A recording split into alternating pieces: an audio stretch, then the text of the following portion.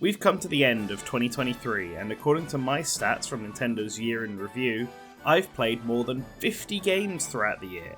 However, when I take every system I played this year, from Steam to PS4 to the Playdate to any game on my Analog Pocket, that number easily reaches over 100 games played. That's a lot of games. And so to end this year off, I wanted to share my top games of 2023, both from Nintendo and from other developers. Hopefully there's something here that captures your interest. Now, without further ado, let's roll that intro.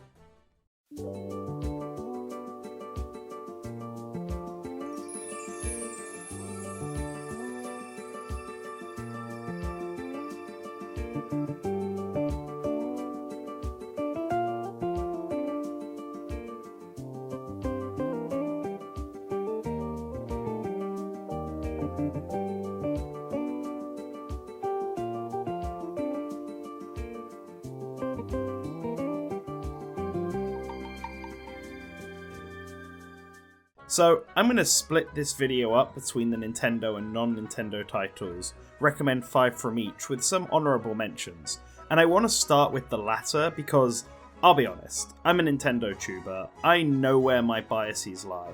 Between the two categories, the Nintendo games just rank higher in my mind, so I'm going to leave them till the end. For now, let's jump straight into number 5. A debut game to start off this video, Maki's Adventure is an indie platformer from developer Zoroarts. The game follows the titular Maki, a spirit who wields a scythe and can transform into various types of shards, which the player can then use to navigate the game's 3D world map and take part in various platforming challenges over a series of uniquely designed islands. All of this is in the hopes of defeating the evil demon lord Octavio. This is a game I actually reviewed over on Source Gaming at the start of the year, and any game that I did review that I mention here, I'll leave a link to in the description, as I'm not going to go into as much detail in this video about them. But what I will say is that my opinion of Maki's Adventure has only improved as the year has gone on, as the developer has released several updates over the months to better balance the game, add some new features, and fix many of the unfortunate bugs that plagued my initial run of it. Maki's Adventure is in a much better state now than it was at launch, and for action platforming fans like myself, the game is a treat to play, with plenty of optional mini-games and side quests to add to the replayability, even if some of the mini-games are still a little half-cooked in my opinion. While Maki's Adventure doesn't do anything too outlandish or original that would make it stand out from other games in this genre, what it does do, it does well, and if you're a fan of action platformers like I am, then I think it's worth giving it a go. It's not very long, so it's a game that could be beaten over an evening or two. I like puzzle games, and I also liked the Dreamcast, so Vivid Loop, with its 2000s Sega-esque aesthetics, really appealed to me.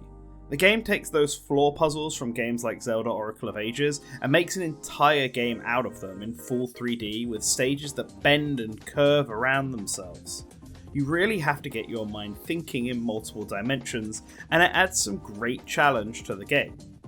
Add in some power-ups and enemies to get in the player's way, and you have a fully fledged puzzle title with some serious challenge to it. Alongside the visuals, the OST to Vivid Loop is absolutely my jam. It's a vibe, and something I found myself listening to long after I play this game. In fact, I'm listening to it right now as I write this script. The technical aspect of Vivid Loop really impresses me, with how it has managed to blend actual 3D elements with sprites, and it gives me such a nostalgic feeling for an era of gaming from my childhood. I just couldn't help but enjoy my time with the game, even when I was getting super frustrated at some of its later levels. Vivid Loop is another game that's currently only available on Steam, although I played the entire thing on the Steam Deck, and it was such a perfect match that I really hope it's coming to the Switch next year. If it does, absolutely pick it up. Okay, so I know We Love Katamari is a remaster of an older PS2 game, but it was treated as a new release this year, and given the state of some of this year's re-releases, something like this could have easily turned out inferior to its first release. Luckily, that wasn't the case with We Love Katamari plus Royal Reverie, and given it was my first time playing this game, I think I can put it on here. In fact, this is my list, I don't need to justify this. Anyway, Katamari is always a great time, and We Love Katamari is a fantastic sequel that adds upon the first title, by introducing multiplayer and several new level gimmicks and themes to make the game stand out even more. The escalation from someone's bedroom to rolling up the entire galaxy is brilliantly done, and the new content in the Royal Reverie provides a pretty good challenge for veteran Katamari players. We Love Katamari is a great sequel to Katamari Damacy, and I can only hope it was successful so that Bandai Namco might try to make a new game in this cult classic of the series. Unlike We Love Katamari, I had actually played Ghost Trick back on the DS, and it was one of that system's best games. But the DS had 2 screens, and for the Switch they translated that gameplay to a single screen, and my experience from playing the World Ends With You port told me that that could go pretty badly. Thankfully, this process was phenomenally done with Ghost Trick, making this new remake of that old classic something that can be recommended just as much as the original. So that's why it's going on here. From the mind of Shu Takumi, creator of the Ace Attorney series, Ghost Trick follows Sissel's wacky night as he travels around town and saves several people from death, something he couldn't do for himself at the start of the game. On this quest, Sissel needs to also discover who killed him and why, so that he can get some closure and hopefully pass on to the next world when the sun rises. Its puzzle-focused gameplay is top-notch, its story and character writing are some of the best in the industry, and it contains Best Boy Missile. Honestly, even if you're not a fan of games like Ace Attorney and Another Code, you're doing yourself a disservice by not playing Ghost Trick. The puzzles alone are super clever and engaging. The incredible story is just the icing on this mystery cake. Okay, before I get to number 1 of this category, it's time for some honourable mentions. Coffee Talk Episode 2 was a great follow-up to the original with a vastly improved presentation and more options for making drinks, allowing for a few more puzzles. However, the game is still pretty easy to beat, and its full story can only really be appreciated if you already played through the first title. It can also get a bit frustrating for having to fast forward your way through the game multiple times to try and get the best ending. Yumiiro Yuram is a falling block puzzle game by Nippon Ichi Software that combines Puyo Puyo with Hanafuda rules in order to make this quite competitive and logic-based puzzle game. It's not just a matter of getting 4 gems of the same colour and creating a combo, you also have to try and get different hands, either by getting multiple of the same shape or colour, and you can completely ruin a hand by getting more than 4 of the same colour touching before it hardens. For a puzzle fan like myself, it was a new spin on the concept that got me very invested. The only reason it's not in the top 5 is because the game is currently only out in Japan, although there is a demo on the eShop if you're interested. A puzzle game you can find worldwide this year, however, is Suika Game, and man, I really didn't want to put this game here. It's a certifiably fine puzzle game, but my god is it addicting. When you sit down for one game, it easily becomes 5, and I've somehow played it for over 5 hours, even though you can see the whole game in 5 minutes. It's just too addicting, so I was compelled to put it on here as a warning for anyone who was considering playing it. Okay, now on to the last game of this category. It's Pizza Time! Pizza Tower is a game I had heard about over the years but wasn't massively interested in playing until a friend of mine picked it up on Steam for his Steam Deck and let me give it a go. And I was hooked. Pizza Tower is a high-paced action platformer that asks, what if Wario Land 4, but we amp the insanity and speed up to 11? Pizza Tower is insanely fun, with a lot of level variety that constantly keeps it fresh. One stage will have you simply running through a level, collecting pizza toppings and making precise platforming jumps, and then another level will have you running from pizza-themed animatronics through dark corridors. Some stages give Peppino a shotgun and chuck him into a war zone, while others have him play golf with a walking ball of cheese. It's pure insanity and I loved every minute of it. Then, add on to this fantastic gameplay with a wacky Ren and Stimpy-esque visual style, a banging OST, and game feel polish that's easily better than many AAA games out there, and you have the recipe for a very memorable and fun to play action platformer. Pizza Tower was one of the first games I played this year, and almost immediately I knew that it was going to be difficult to top it. It's a shame it's currently only on PC. Hopefully it can come to Switch or Switch 2 in the future. Alright, that's my non-Nintendo games done, but before I get to the big end, I'm going to quickly go over some games that didn't come out this year, but I played for the first time this year, and really enjoyed. Going Under from Aggro Crab is a really funny, tongue-in-cheek roguelike game that imagines the cutthroat world of technology startups as a dungeon-crawling action game. It has really funny dialogue, amusing characters, and some great set pieces that made it one of the more enjoyable roguelites I've ever played.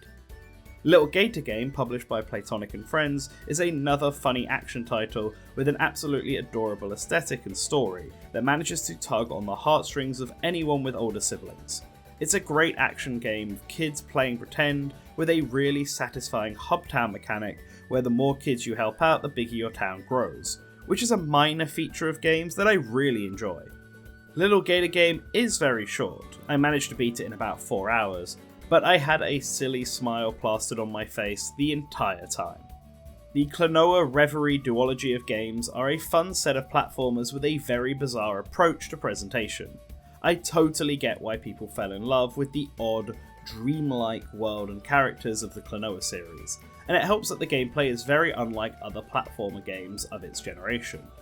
While I wouldn't personally put it above Mario or Sonic or Donkey Kong, Klonoa impressed me enough that I would be willing to pick up a new game if Bandai Namco ever wanted to release one. Man, between this and Katamari, I would say this re-release initiative from Bandai Namco is doing pretty well. Speaking of collections, I played Castlevania Aria of Sorrow earlier this year. I had already played Dawn of Sorrow and the other GBA games, so I had high hopes for Aria, and it did not disappoint. Soma Cruz's first outing was a really fun time, easily the best game in the Advanced Collection. Moving off the Switch, this last game is one Nintendo really needs to put on the Switch at some point soon, and that's Chibi-Robo on the GameCube. If you're subscribed to this channel, hopefully you've been seeing my Let's Plays of Skip's magnum opus every Friday, although judging by the view count I'm not sure that's the case. So let me take this opportunity to tell you all to go out and watch it. I've completed the game 100% and all the VODs are on a playlist for easy consumption.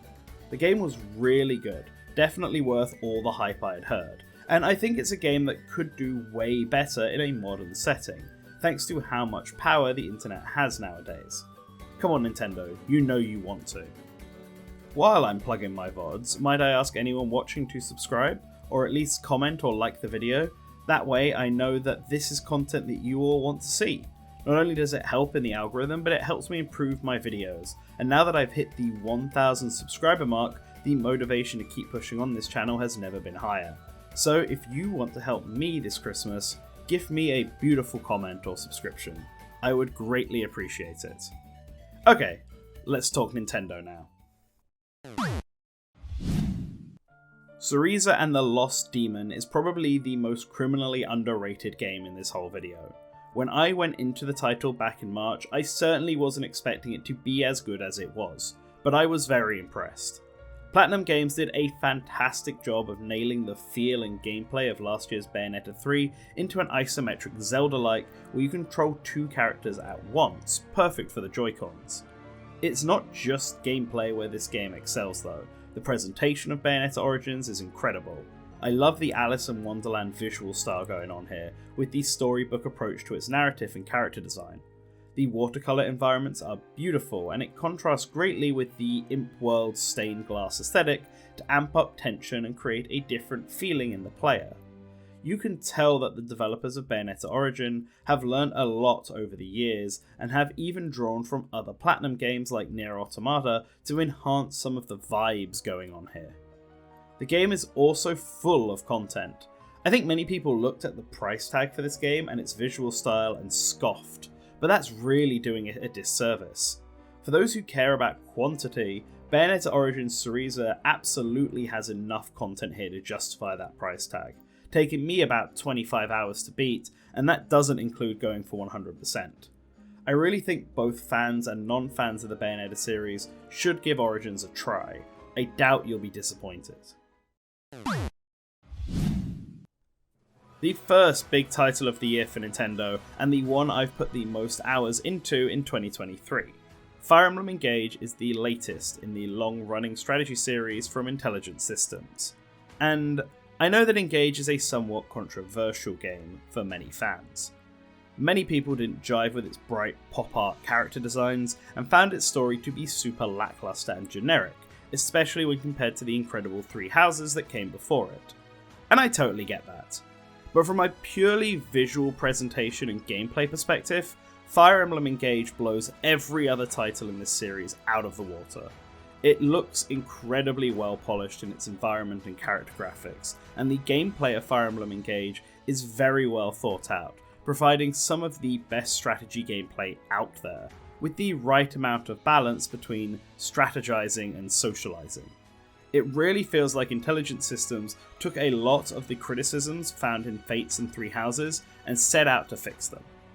On the character front, Engage isn't the strongest, but a lot of the cast grew on me. I think it's okay for a long-running series like Fire Emblem to occasionally try something different with its characters, and Engage's commitment to making the most goofiest of goobers make up your army is kind of admirable. It especially helps Altair, who I feel is one of the more likeable protagonists from Fire Emblem in the last decade, thanks to his role as the honest straight man of the group, not really sure how to respond to the silly actions of his friends, but rolling with punches anyway because why not? It made me really enjoy the character, even if his Colgate hairdo is super dumb.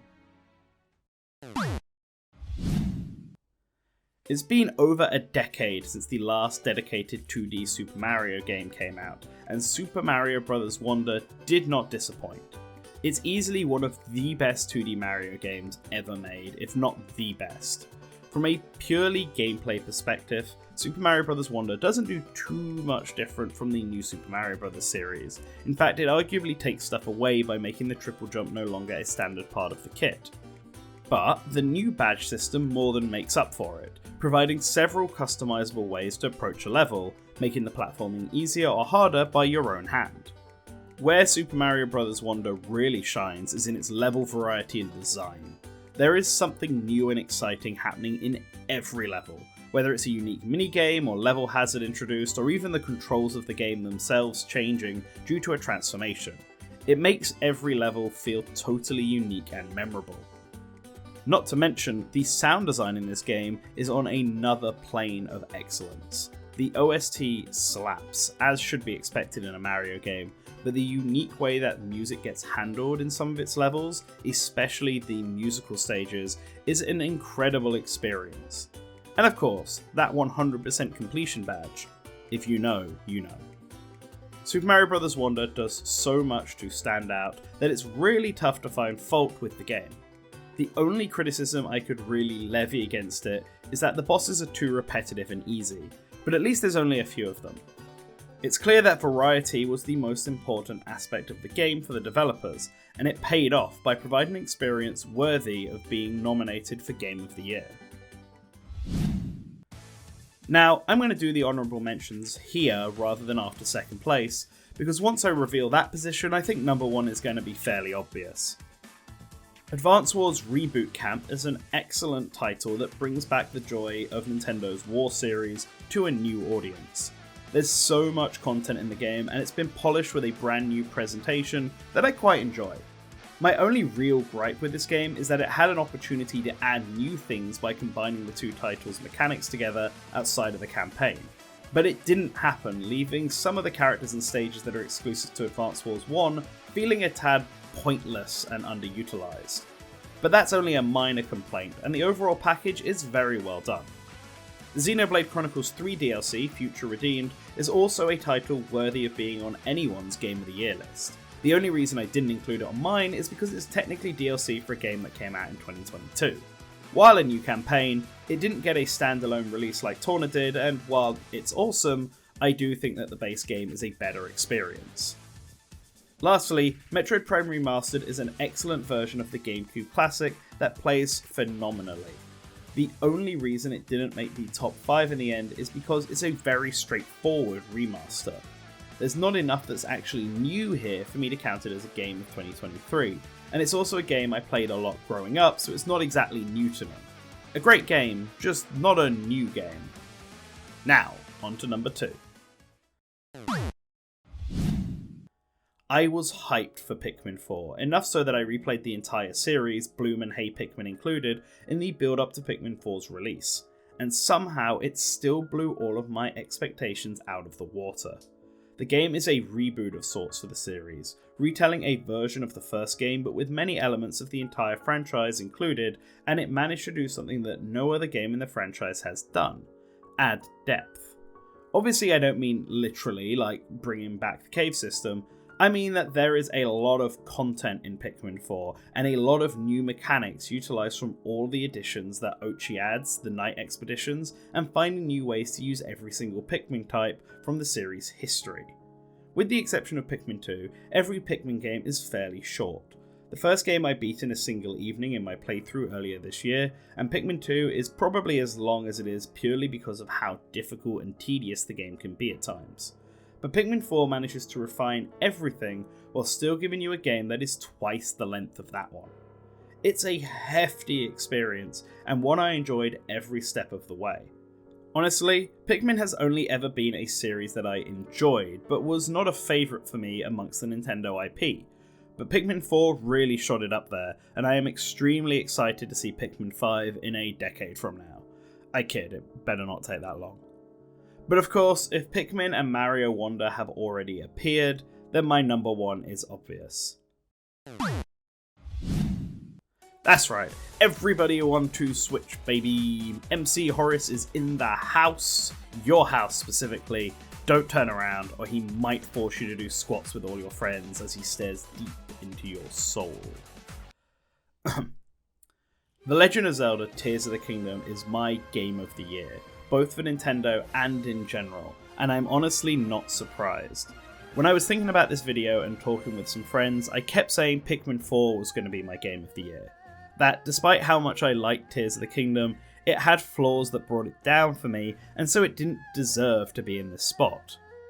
But the more I've sat back and ruminated on it, the more I think I was just kidding myself. Like I was purposely keeping it out of this spot just to seem different. But no, I absolutely loved my time with this game. From the moment it opened up and I was exploring caves with Zelda, to that final dive from the sky to the ground below, I was loving every moment. Are there parts of Tears of the Kingdom that could be improved? Absolutely. The depths is fairly empty, and I spent most of it flying over the fog in pure darkness just to get from one light source to another. Zero fear that I was going to miss anything of value. While I managed to pursue the story in an order where it wouldn't be completely spoilt for me, I know several people who found the Master Sword or the penultimate dungeon way too early in the game and had to spend the rest of it sitting through fake tension as Link's friends panicked about events taking place that the player knew the answers to already. The game has problems, but when it did something right, it really did something right. The exploration and sense of discovery was really fun. The new mechanics brought about by the Ultra Hand and fusion abilities turned the game into a creation sandbox where I'm building makeshift tanks and helicopters in order to travel as far as I can or mow down enemies. The lore scattered about the world really had my brain turning with how it could relate to all the other games and support my personal timeline theory for the title. And there was now so much more variety in enemy types, weapons, side quests, dungeons, and more. It took a game I adored in Breath of the Wild and really improved on it in almost every way. While I don't want every Zelda game going forward to play like Tears of the Kingdom, I fear that at some point this feeling of discovery and adventure will wear off if the formula overstays its welcome. What we got with Tears of the Kingdom was an incredible journey that I sometimes think back on to this very day. I'm not sure if I'll ever replay it, but that's okay. There are more journeys out there to be had, and this one has already given me hundreds of hours of enjoyment. And those are my top games of 2023. This list was hard to make in all honesty. There have been a lot of good games this year, and many of them I just didn't get a chance to play, like Sea of Stars and Hi-Fi Rush. There are too many games out here to play, which is a good problem to have, but it does mean that if I didn't include a game that you like on this list, don't take it as me thinking it was bad or anything. There's a high likelihood that even though I played over 100 games this year, I still didn't get a chance to play the one you liked. The industry was just that stacked. Now, onwards to 2024. There are already some potential Game of the Year candidates unveiled, but I'm sure we have more coming on the horizon.